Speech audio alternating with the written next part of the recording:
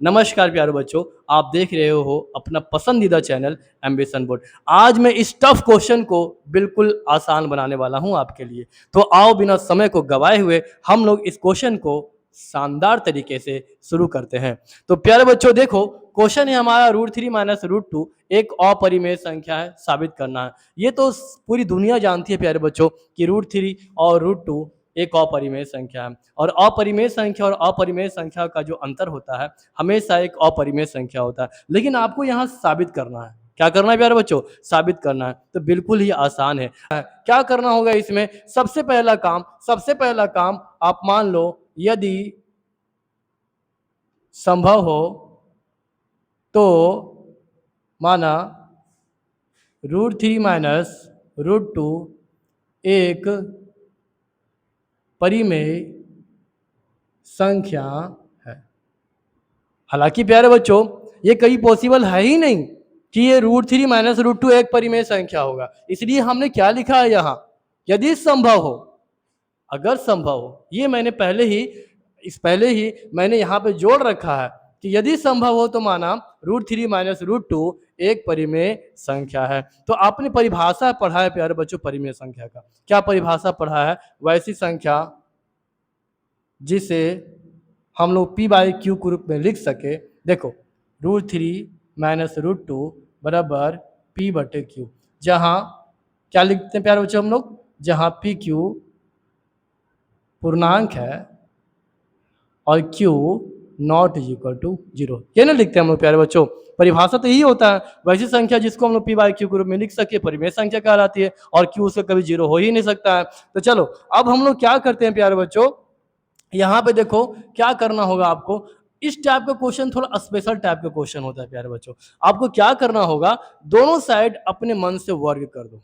दोनों साइड क्या करना है? वर्ग करो। तो चलो स्क्वायर करते हैं हम लोग दोनों साइड। इसमें लिखिए, देखिए यहाँ पे √3 माइनस √2 का होल स्क्वायर, यहाँ पर भी स्क्वायर करो p/q का होल स्क्वायर। चलो अब ये किस फॉर्मूला पर आ गया प्यारे बच्चों? बताओ, √3 माइनस √2 √3 माइनस 2 ये किस फॉर्मूला पर चला गया? बताओ। ये ए हो जाएगा, ये बी हो जाएगा।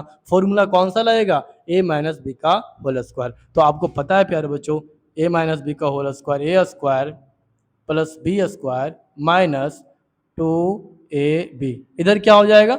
p स्क्वायर बटे q स्क्वायर। ठीक है, चलो अब आगे हम लोग स्टेप देखते हैं प्यारे बच्चों। √3 का स्क्वायर कितना हो जाएगा? 3। √2 का स्क्वायर हो जाएगा 2 माइनस 2, 3 दूनी कितना हो जाएगा प्यारे बच्चों? 6 बराबर इधर p स्क्वायर बटे q स्क्वायर। कोई भी दिक्कत हो प्यारे बच्चों आप हमें कमेंट सेक्शन में जरूर बताओ। चलो अब आगे हम लोग देखते हैं क्या होगा। 3 प्लस 2 कितना हो जाएगा? 5 माइनस 2√6 बराबर p स्क्वायर बटे q स्क्वायर। ठीक है, अब इसको क्या करो बच्चों, 5 माइनस p स्क्वायर बटे q स्क्वायर, इसको उधर लेके चले जाओ।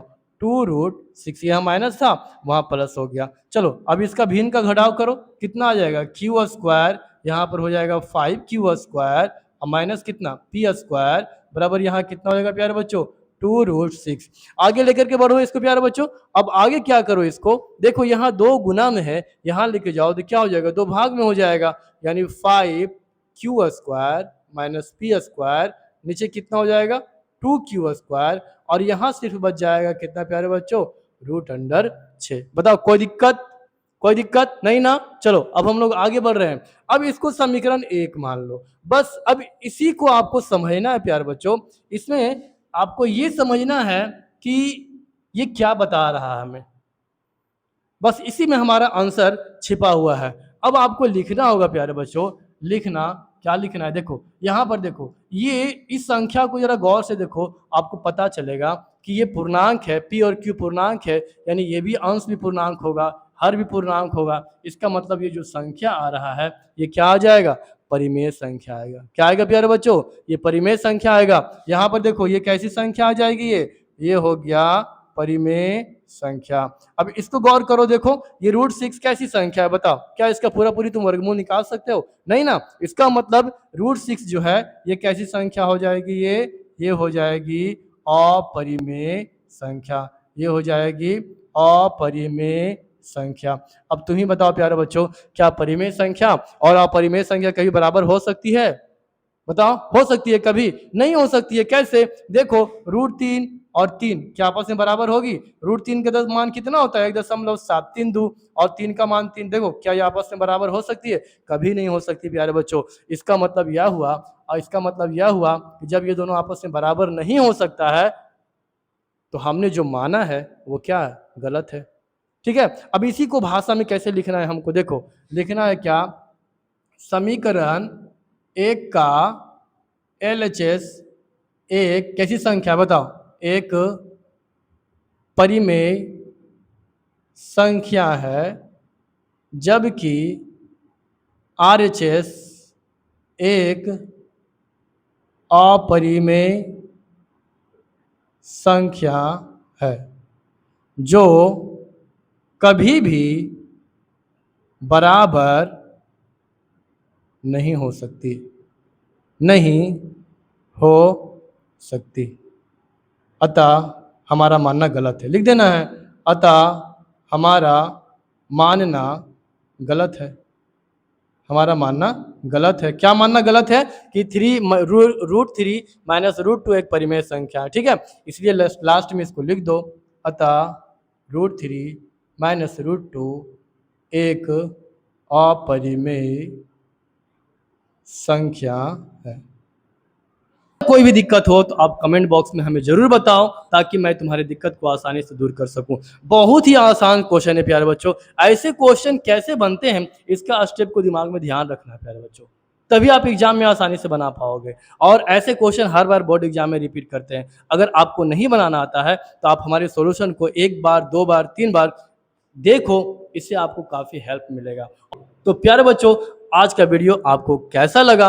अगर वीडियो आपको अच्छा लगा हो तो हमारे वीडियो को लाइक करो, हमारे चैनल को सब्सक्राइब करो। और एक बात और मैं याद दिला दूं प्यारे बच्चों, मैं बोर्ड एग्जाम 2027 का कंप्लीट सीरीज चला रहा हूं, जिसमें हर रोज मैं मैथ का नए नए क्वेश्चंस लाता हूं, जो बोर्ड एग्जाम 2027 के लिए टारगेटेड होता है। अगर तुम इस सीरीज में जुड़ना चाहते हो, हमारे चैनल को आप जरूर से जरूर सब्सक्राइब करो और इस मैथ की जर्नी में शामिल हो जाओ। प्यारे बच्चों, अब हम लोग अगली वीडियो में क्या करने वाले हैं?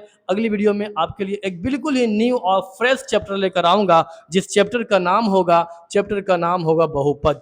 चैप्टर का नाम होगा प्यारे बच्चों बहुपद। तो अगले चैप्टर में मैं आपके लिए बहुपद लेकर आऊंगा। तो प्यारे बच्चों, अगली वीडियो को आप देखना जरा भी ना भूलो।